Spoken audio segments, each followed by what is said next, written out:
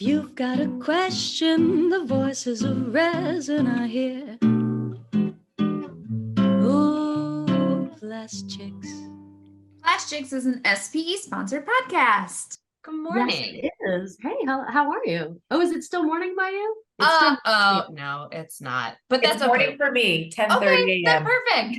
Good morning. Good morning. We nailed it. Did you say 10:30? You're on Mountain Time. Yes, I am. Calgary, Alberta. Look at all these time zones coming together. Three. We got three. And it's also white outside. We're covered in snow. It's below zero. Not the most idyllic weather for October, but hopefully it warms up before Halloween tomorrow. Oh wow. We're supposed to get flurries tonight, so we're plunging into the snow tonight. Mercedes, how's Chicago? We're gonna be snowing. Yeah, it's cold. It's not snowing yet. It definitely got to freezing this morning. But anyway, I'm Mercedes Landazuri. And I'm Lynzie Nebel. And with our powers combined, we are PlastChicks. the voices of resin. That's us. We are here. You can listen to our podcast the first Friday of every month. And you can also watch the video version where you can just see us. Our various also. That's what and that's what a video does. So we have a special guest today. We would like to introduce you to her. You already know that she is in the Mountain time zone. But Monika Kleczek from Nova Chemicals, thank you so much for joining us on the podcast today. And thank you for having me. I'm very excited. So Monika, you are the team leader of Circular Products R&D at Nova Chemicals. A lot of titles. We love a good wordy title because to me that makes it more exciting. So can you just, tell us a little bit about what your current title is right now and what that means? Absolutely. So circular products related to the circular economy. So Nova Chemicals specializes in polyethylene and ethylene, and I'm specifically in their polyethylene business unit. So we design resin, and my team of scientists design resin specifically for a circular economy. So we're always trying to make packaging more sustainable, whether through downgauging, improving properties, allowing for the incorporation of recycled polyethylene specifically, and just generally improving the sustainability. Mm-hmm. Now, you've been with Nova for almost 10 years now? Almost. Directly out of university, I finished my PhD, applied to a series of companies. Sorry. Sorry about that. So applied to a series of companies, and this one was the most aligned with what I did during my PhD. So it was just a great fit. I was living out east in Ontario at the time and decided, hey, why not see another part of Canada, and decided to move out west to Alberta. And then have been here ever since. I've had such a great career, moved around in a series of roles. So it's hard to say that why not change the company. So yeah. Now, Monika, you're one of those, and should I be calling you, what do you prefer, Dr. Monika? No, please, Monika. I would 100% be making people call me doctor. You would think, and I thought so too when I was doing my PhD, but now it's just, I think people within the organization who have PhDs, we kind of introduce ourselves at the beginning of meetings like that, but it's just kind of a fun thing, but no, we don't take it seriously. It's like a low key, like maybe like the same like color epaulette. So like, yes. We just like brushed my hair aside. Epaulettes here. So you are one of those individuals. Sometimes people go back to school. You're one of those individuals who, like, right after getting your bachelor's, you went and got your master's and then your PhD. So was that always your plan when you started at university? I think so. I remember when I was pretty young, my dad always said that I had to at least get a master's because he was starting to see the trend where an undergraduate degree was not enough to differentiate yourself because everyone was getting an undergraduate degree. And then when I completed my master's, it was actually 2008. So even if I wanted to start looking for work, I probably couldn't. And truthfully, I just put out some resumes and some feelers, and they just got lost into a black hole, and I never got any response. Additionally, As a fellow 2008 grad, yeah, Okay. I feel you there. Exactly. So it was a combination of different things. I skipped 2 grades. So I actually graduated high school when I was 15 or 16. So by the time I finished my master's, I was 20. I was still pretty young. Grad school was so much fun. I had way more fun in grad school than I did in undergraduate. So I said, why not continue? And so went the whole distance, hoping also by the time I finished my PhD, we'd be out of that recession. And I think I graduated in December and started at Nova Chemicals in February or March. So had a little bit of a break in between and then started working. So it was ideal. Wow. And a lot of people, who get their PhD go into academia. Was that ever in your path? Were you ever considering that?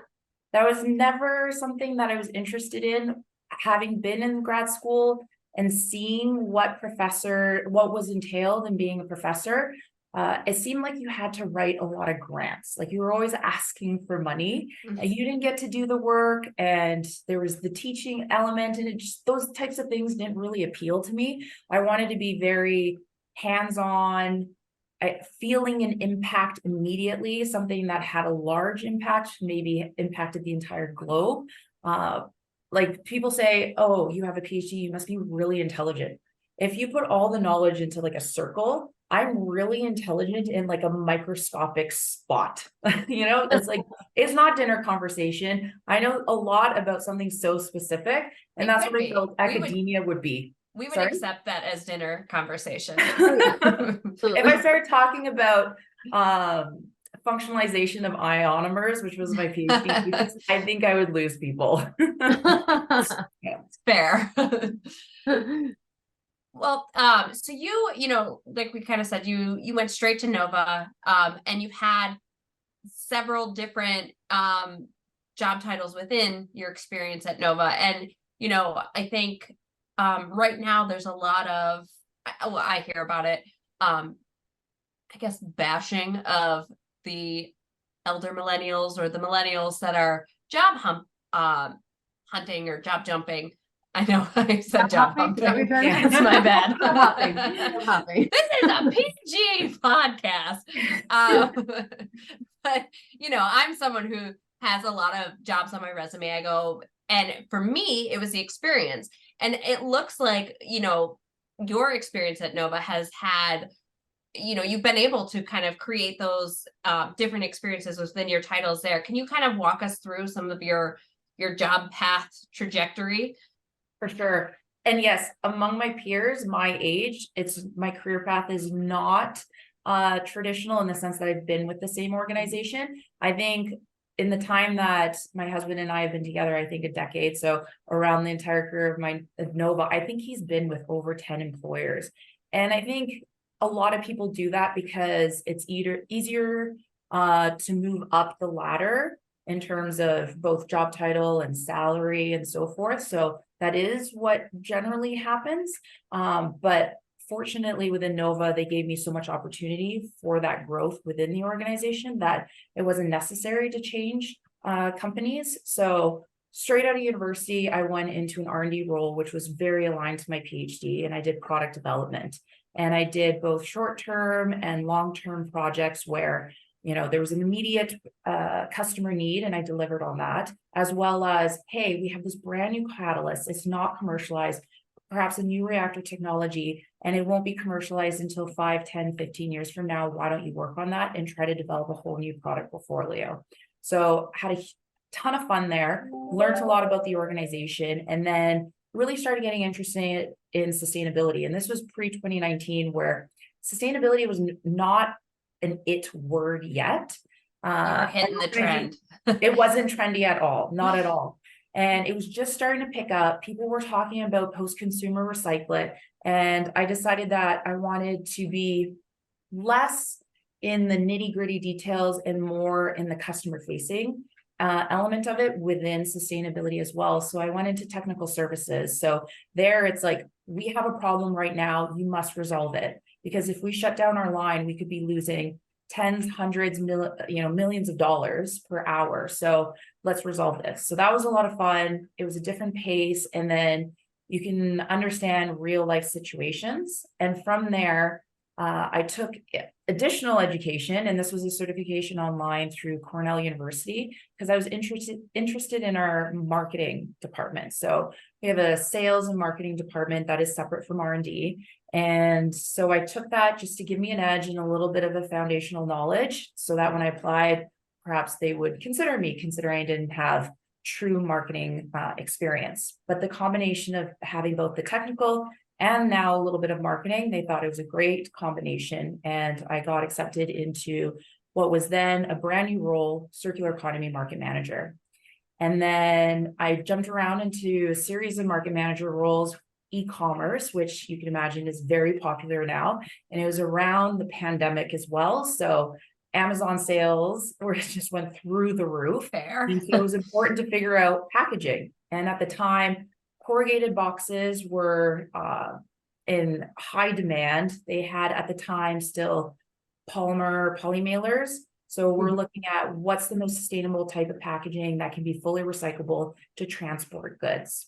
And then I went into some new markets that Nova had established: thin wall injection molding, artificial turf, sort of fake grass out front, and hygiene for both adult and juvenile diapers, for example. And then from there, I went back into R&D, and now I'm team leader for circular products. So again, within that sustainability, circular economy realm, but more on the R&D side. Very nice. And definitely making, pushing, driving innovations and making them available to the world that will hopefully change the world for the better, as you were saying. That's one of your I think we're already seeing it, not only through what we're delivering and what we're providing to our customers, but just consumer perception on what is needed and them being aware of what is required if we want to help the environment, as well as the pledges that brand owners are making. Because we visually see the Coca-Colas and Nestle's of the world, right? They're all over our packaging, and we're demanding from them that they make more sustainable packaging, and they're listening to customers and they're making pledges. And a lot of them came out actually in 2019 that by 2025, they wanted to have 25% recycled content within the packaging. Unfortunately, it was not pie in the sky, but it was definitely very aggressive. It works well for certain polymers, but not necessarily all. And there's some challenges within polyethylene, but they're still moving towards that target. They just might have to move the goalpost out a bit because, there are complications. Science is not easy. If it was easy, we would have already implemented this years ago. And we're working together as a value chain, which is a different business model than in previous years, because before there was a lot of competition, first to market, we wanted to have that market share, we want to have the most sales. And now we're realizing collectively as a whole, we need to work together in order to come to a resolution, because otherwise we're just spinning our wheels. Absolutely. Now in some of our correspondence before this podcast, you had mentioned the 3 pillars when thinking about circular products: reducing packaging weight, monomaterial or recyclable and recycled polyethylene incorporation. Can you break those pillars down a little bit more in detail for us? Absolutely. So Nova Chemicals works solely with polyethylene, but when it comes to different markets and applications, maybe polyethylene isn't the best choice. So you always have to look at it holistically across all materials. What is the best choice? Polyethylene is the most used plastic by volume within the world, so it has a lot of applicability. But then when you look at that application, you should always look at the life cycle analysis from cradle to grave to understand what is the best approach.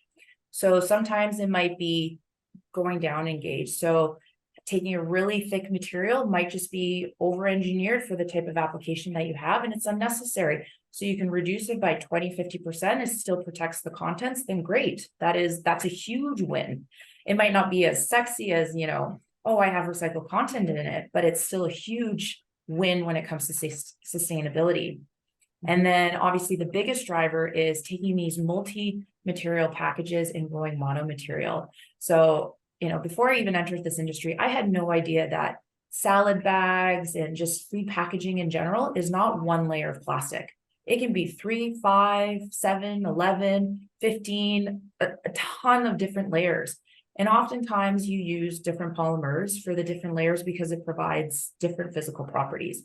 You might use something because it provides greater moisture barrier, greater oxygen barrier, longer shelf life.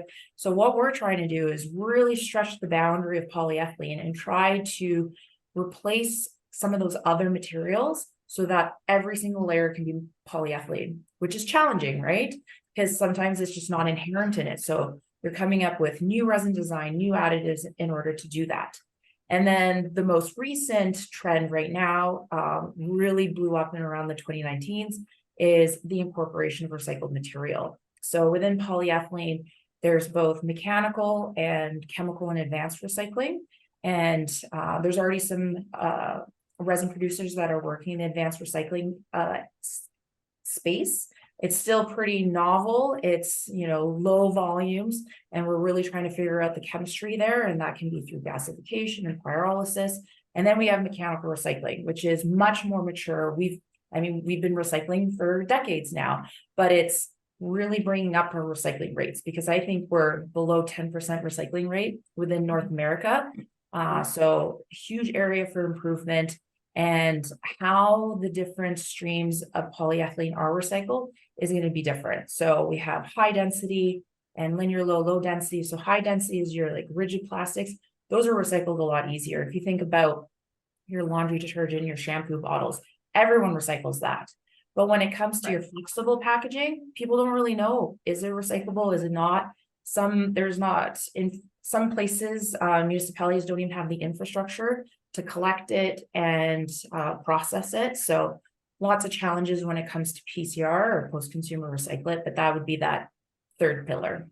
Yeah, even when you do know, my husband, he'll, I always collect all our plastic bags because I have a smuggling operation since they're now banned in New York where my family lives. I can still get some plastic bags here in Pennsylvania. So I smuggle them to my family so that we have reusable plastic bags. But when I do, they're not single use. They're actually we're not single use. Yeah. Oh, they're not single use for us either. I have a whole them and we reuse them. Exactly. I need these. But the few times that we are, taking stuff out to recycling, my husband will be like, well, can we recycle this? And it'll be the bag from, the fruit, or he'll be like, can I recycle this? And it's just even living with someone who is somewhat more educated than your average consumer on what can be recycled in our municipality, it's still a struggle. So to create that mono material, which I actually just saw Instagram, because Instagram knows all my wants and desires now. The Obago? No, well, I do know about the Obago, but it was a makeup line, I think called Gen C, and they advertised that all their makeup containers are all monomaterial. It all said, I think they had polyethylene. But that's the first time I've seen that in someone's advertising that marketing wasn't out of a plastics world. And I was really excited about that. I'm seeing it more and more with plastics.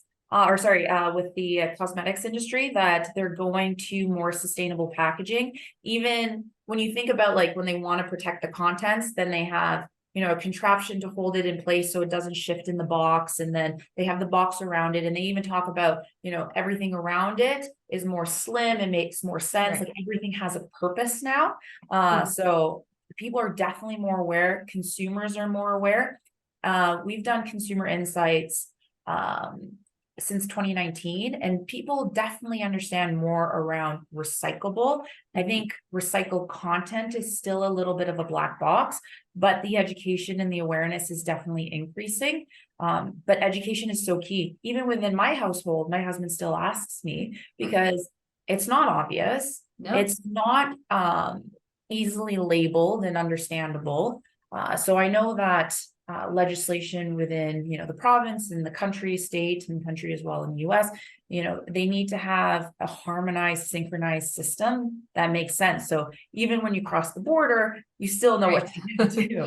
Right. Even, the chasing arrows, like it seems like it's so obvious. But I was talking to a member of my family who shall remain nameless, not my immediate family, my cousins. And she said, well, it has this on it. Doesn't it just mean it's recyclable? And I was like, do you not notice there's different numbers in there? I'm like, those are different materials. And she's like, oh, I never paid attention to that. I'm like, oh my God. And it doesn't necessarily mean that it's recyclable. So the different numbers means it's a different stream, but the number means that it might be the material of highest proportion within it, but not necessarily that it's the only. She thought, Oh, I didn't know that. I didn't know that either. Yeah, so it's deceiving as well, because you're like, okay, chasing arrows, that means it's recyclable, but not necessarily. Right. She just thought, I can toss it in. It's recyclable now. And I was like, it's not a go ahead sign. Yeah. And then some people have great. Yeah. And then some people have curbside. Some people, the city separates it themselves. Sometimes you have to separate it. And then in the US, you have the more common, drop offs, which, we don't have that, but we have bottle depots, and it's different everywhere, which makes it so much harder. Right. Yeah. There's no consistency. And even when you do have something that is for collecting it, it's not always properly labeled, or it's just kind of like half labeled. And you're like, or it's not, I mean, there's been plenty of times where I go to like throw something out. I was like, oh, that's recycling. You just gotta like move on to the next one. You gotta make it obvious. Yep, absolutely. Yeah. So what can you tell us about AS2 and incorporating higher recycled content? The ES2? The AS2? I think you said that you guys were working on a new certification or no, not us. Oh, the AST2. Oh, plant. Sorry, I'm sorry.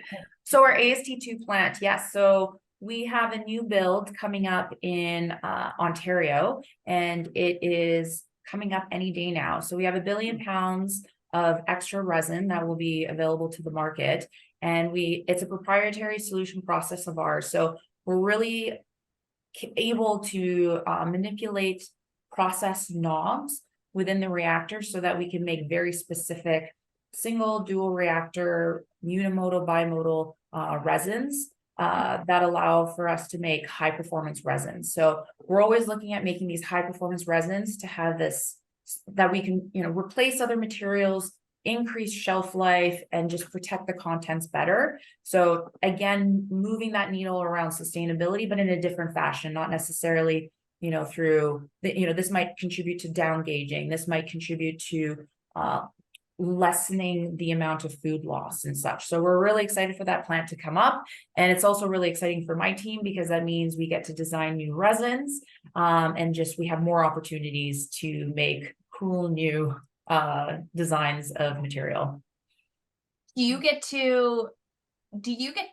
mean, this is kind of like a fangirl question, but do you get to just like pick out what your desired properties are and what you guys are going to kind of make, or are you kind of being dictated to what the market needs most, or are you the ones that get to look ahead and be like, no, I think this is it? There's definitely a push and a pull. So we can't just do science for the sake of science. Sometimes just to say, hey, could we even make it? There has to be a purpose behind it.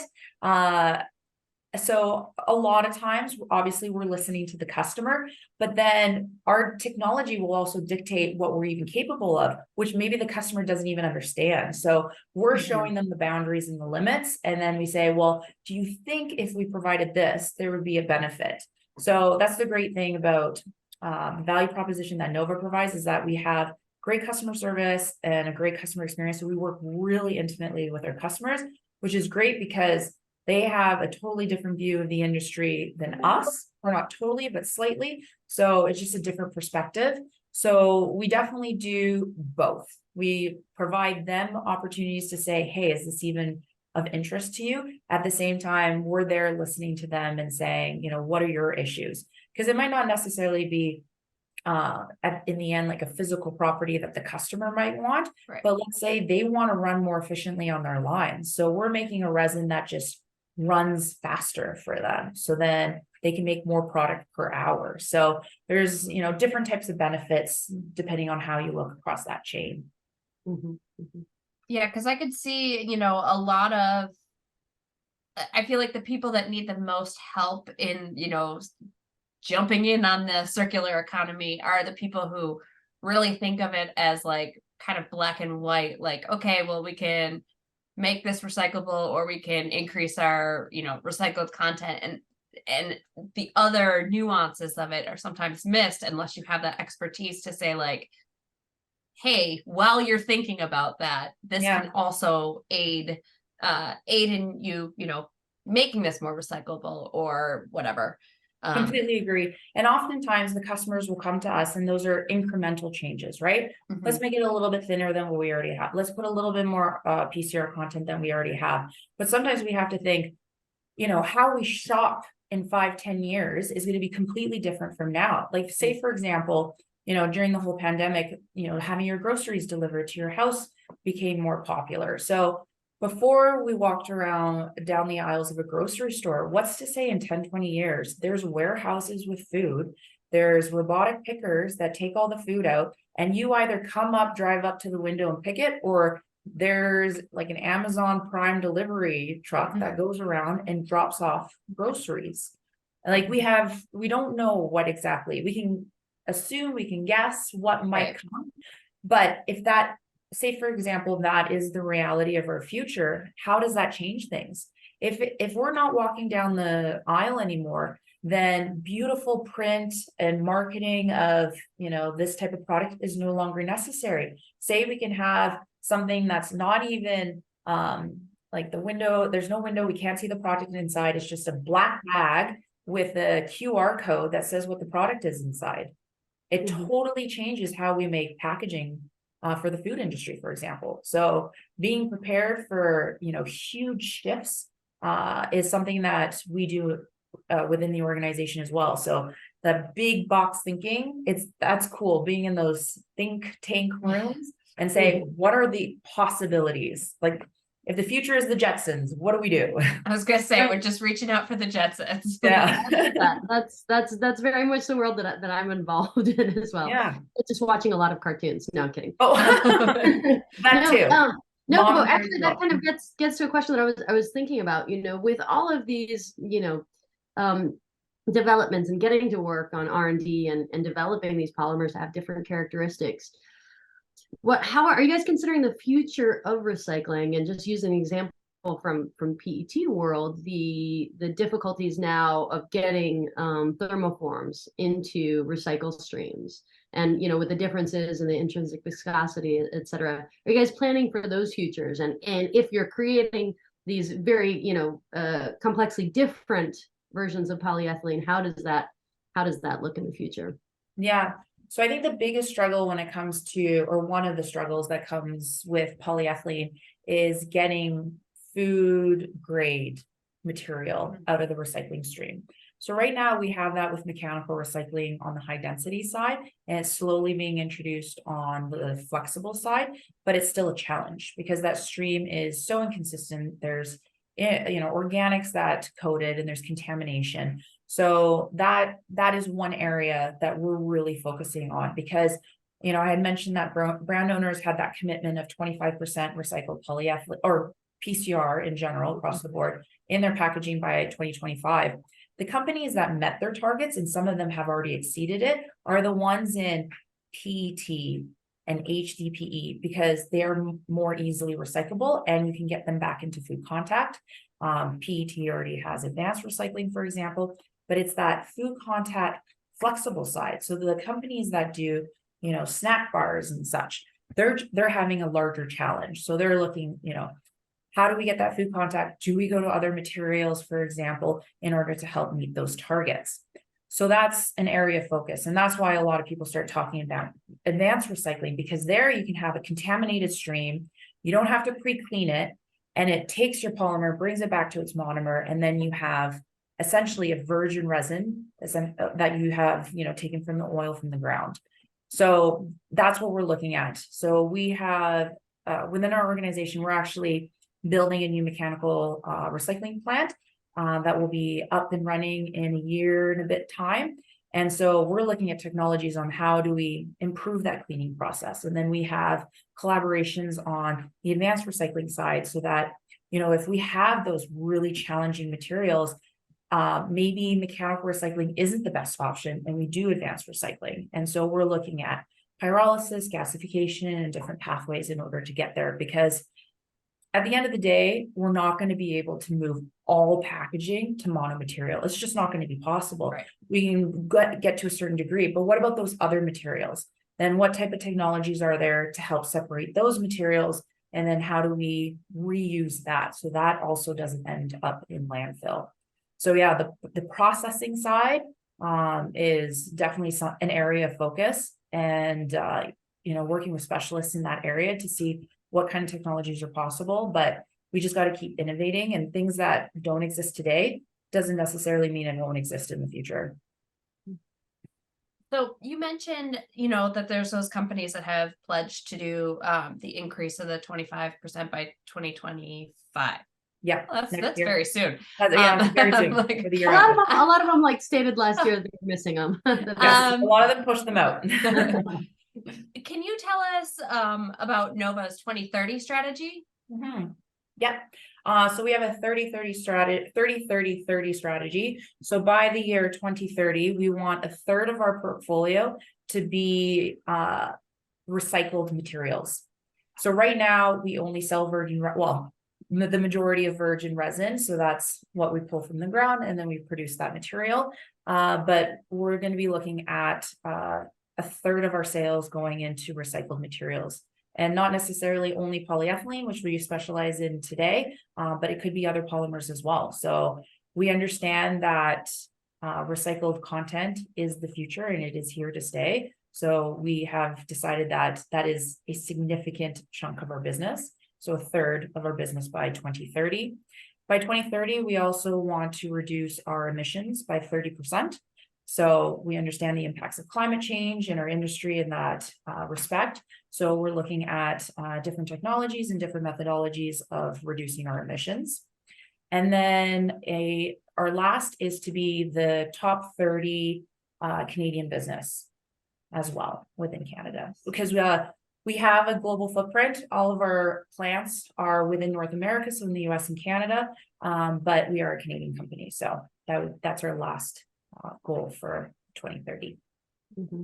And are you guys currently tracking like scope 1 and scope 2 greenhouse gas emission? And is anybody in the industry that actively like have scope 3 like I think I don't know if anyone has it nailed. I think it's still a generally new space and people are trying to figure it out. It gets so much more complicated when it's not what you're directly impacting. But yes, we came out with our ESG goals, and I think everyone now has some form of ESG goal as well. So, really fleshing out scope 1, scope 2, and scope 3, it gets so much more complex when it's not something that you directly impact. But yes, we're looking at all the intricacies across the value chain as things are getting transported, when they're interacting with their customer, and so forth. Mm-hmm. And you it's mentioned not an easy feat. No. If it is, we would all be nailing it. For sure. It would be carbon neutral across the board. Yeah. Scope 3 is just mind-boggling to me, like how so many of these companies will be able to tackle it. It's overwhelming. It is very difficult, and if you don't, it's a social license to operate, right? Because if you don't, you're going to be taxed out. We have carbon taxes within Canada. It's just companies won't do business with you because our customers are demanding to see this. What kind of carbon footprint do you have? What kind of what's the sustainability impact of the product that you make? And so recycled content is one thing that people are looking at, but they're also looking at the carbon footprint of a product, right? So understanding that life cycle analysis. So they're looking from all angles and avenues to understand what kind of impact their final product has, our resin has.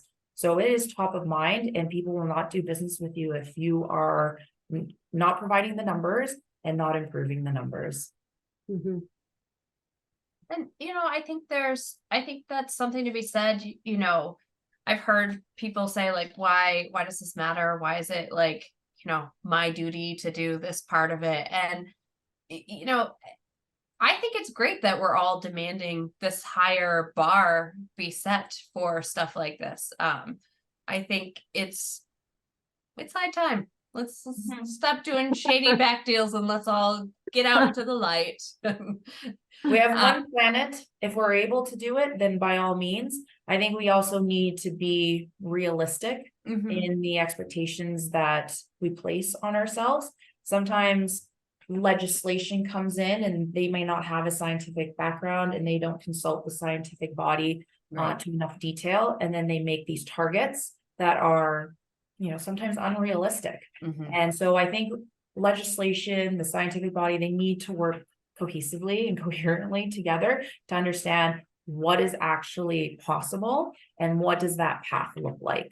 And always making the right choice and not having a knee-jerk reaction because we're driven by emotion. I think science should always lead the path that we take, especially when it comes to this, because it is very, very challenging. We've always tried to work in the most environmentally friendly way, but there's always room for improvement. It's just how far can we push that limit? And you mentioned the ESG, and one of the other aspects of ESG is inclusion and diversity. I'm telling you, I have had at least one cup of coffee, and that is not enough for me today. You have one cup of coffee for each kid, though, Lynzie. That would be a lot more coffee than I have not had. And I know you're involved in inclusion and diversity, and I know Nova is as well, a big proponent. Can you tell us a little bit about Nova's commitment to diversity and inclusion? Absolutely.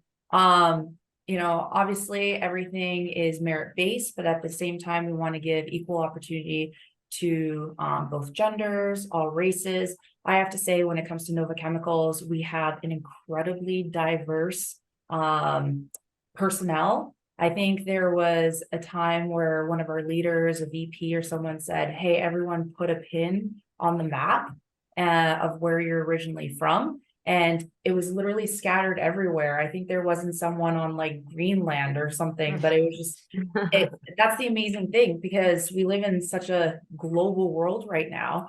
And we're also so specialized that we can't necessarily get everyone that we need in Calgary, Alberta, or even within Canada. So we have to pull people from Asia and Africa and Europe and South America.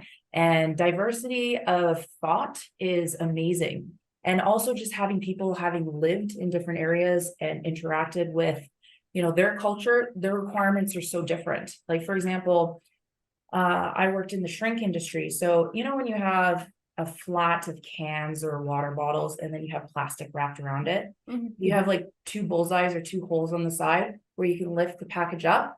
When we go to the grocery store, at least I think you and I, we take it, we pick it up, we put it into the shopping cart, we take the shopping cart to our car, we lift it and we put it into the vehicle. Similarly, it's only a few meters into the house. Not a lot of screen that's being put there. Now you look at that same packaging in South America, for example, they have to carry it by hand from the grocery to their store oftentimes, and it could be kilometers long. Right. So when you have people with this, diverse experiences and diverse thoughts, then you start understanding, how can I do things better? So within my team, we have, obviously, I think it's actually half male and female. And then we have, which is really great. Very great group of intelligent people, and similarly different countries from around the world. So diversity in thinking is huge within the organization, and you can just see the positive impact that it has just on the group dynamics, but also just output of thought and commercial products that we bring into the market. Yeah, especially if you're working in product development, lots of different backgrounds creates for really, really innovative solutions. And especially when those people go back home to visit their families and stuff, they bring packaging, and then you're like, oh my God, in Japan they drink beer out of a stand-up pouch, like a Capri Sun pouch, right? Oh, I'd get down with that. I do know that Canada, bring them to, well, and Canada has the milk bags. Which Or boxes. Americans think is Bags. crazy because you have the Milk jugs, bags? right? So yeah. Yeah. You guys have milk in bags? Did we? We do, yeah. And then you slice the corner, you put it into like a little rigid plastic jar, and then Like a refillable? You use like no, they all come in like these pillow pouches. Oh wow. Yeah.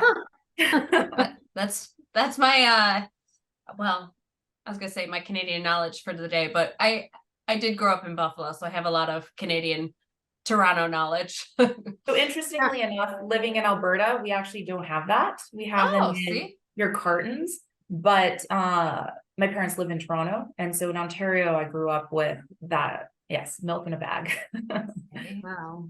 I should see if I can find some like in Detroit next time I go, since it's just possibly. Get yourself some milk in a bag. bag. Well, I think we're just about out of time today. But Monika Kleczek, thank you PhD. Thank you so much for joining us today. It was a real pleasure. Thank you very much. We're excited to see what you're going to do next. Thank you. Yes, there's a lot of exciting things for the future, so I'm excited to see how it unfolds as well.